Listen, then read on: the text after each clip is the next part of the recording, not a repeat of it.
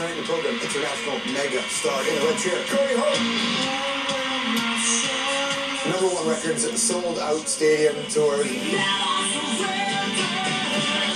And then he walked away from it all, but now he's back. And thank goodness, because you keep emailing me asking me to put him back on the show. He's back for a good reason, too. Plus, he's a filmmaker, and he's the man behind The Sopranos. What you really crave is a little Hyundai, the simple gold heart of a tree. The man who created it, David Chase, is here. What's it like working on one of the all-time great shows? And why ain't he, James Gandolfini, barely spoke since the curtain fell on Soprano? And a veteran of the legendary Second City, Matt Berman, the Three Things panel. How do you guarantee that you don't get ripped off, Matt? I'd like to run into a store during an earthquake and say, this table looks a little wobbly. The show starts now.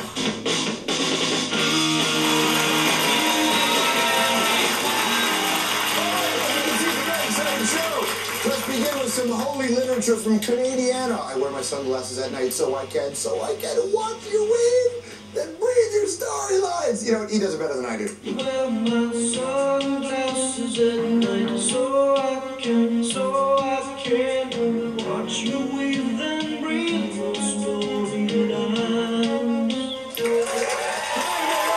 Sunglasses after 7, Corey Hart. He's on his way out. Here's the bottom.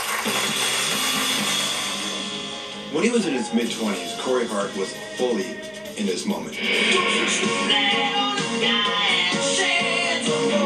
Multi-platinum records, sold-out stadium shows. He knew what it felt like when fame turns into mania.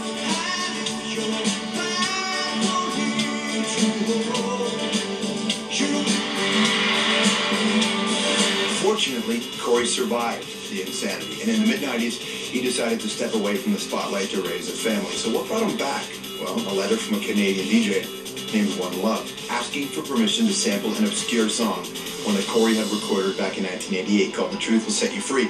Corey wrote the song for 3 gay friends who had faced prejudice and intolerance. He felt a bond with One Love, and together they re-recorded the song. And while the sound and the beats are different, the song's powerful unifying message remains the same.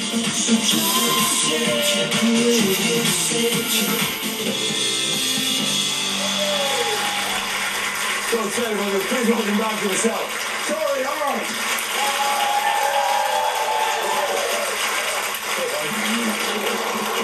Great to see you. Very good. Welcome back. Thank you. We changed the room. Yeah, we changed the room a little bit. We moved it a little bit earlier. A little more close, I think. Yeah. It's more interactive. More some intimacy.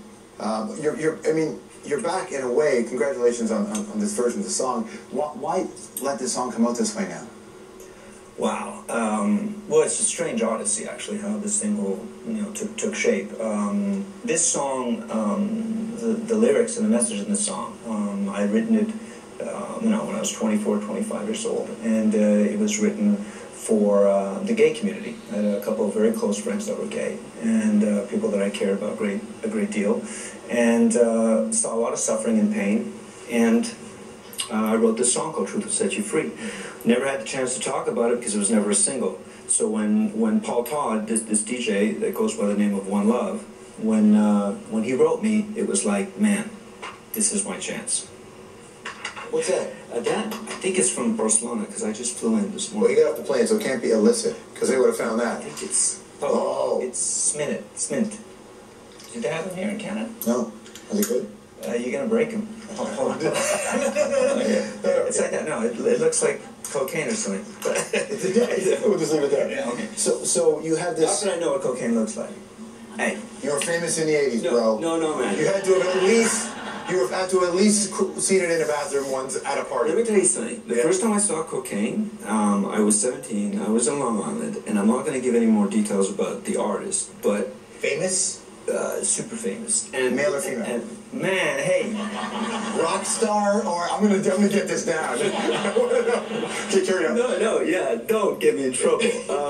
And literally, the console in a recording studio is wide, right? And these guys were taking, competition to see who can snort from one end to the other. Right. And they were going and, they'd go right across the board. And then, they looked over to me and they go, okay, Corey, you're up. And I was like, up for what? And I was like, yeah, here's your shot. And I was like, I don't do drugs, and I've never done drugs. You were 17. Yeah. There it is, right? So the idea of standing up when you're a kid and making a tough decision and a brave decision is, I think, going back to the conversation about the song and the song you write for the gay community, is we've seen a lot of coverage in the news these days about bullying that's going on. You'd think it'd be gone. It sure isn't. No, but it's come a hell of a long way since, you know, the 80s and the 70s and 60s, but I mean, it's still got a long, long way to go. And when you think about, you know, the gay rights are, to me, are human rights. They're tantamount to the same thing.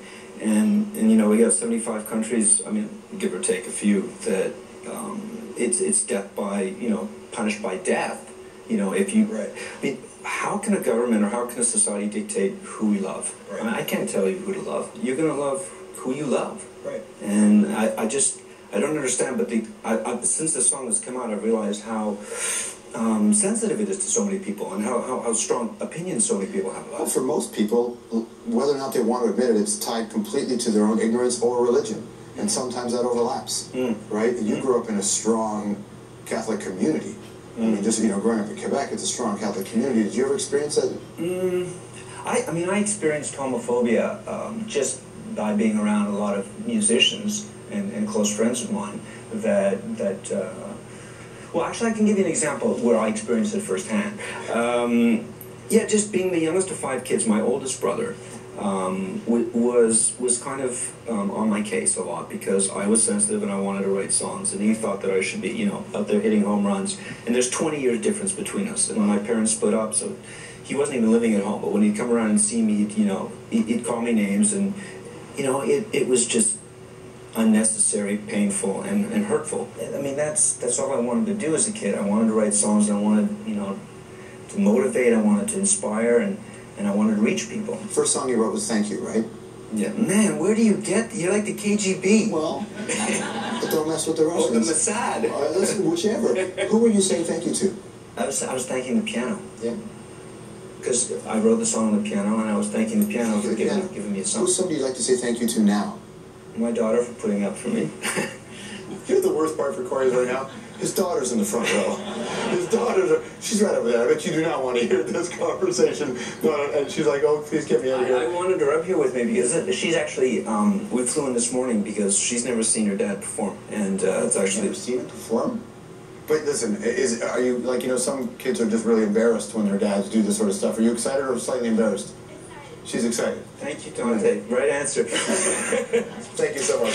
Corey Hart, everybody. The truth will set you free. One loving Corey Hart. We'll be right back.